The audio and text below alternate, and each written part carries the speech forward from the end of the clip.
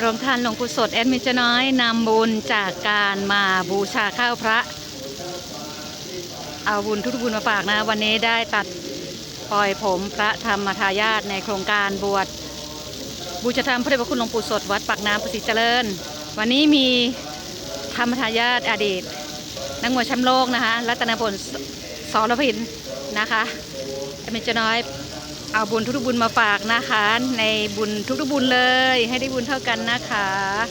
สาธุค่ะ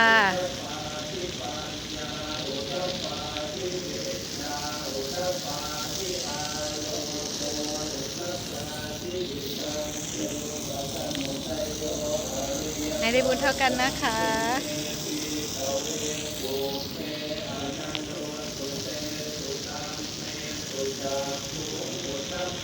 วันนี้วันที่1 ธันวาคม พ.ศ. 2567 นะคะอาทิตย์ต้นเดือนสุดท้ายของปี 2567เอาบุญมาฝากทุกบุญจ้าสาธุค่ะ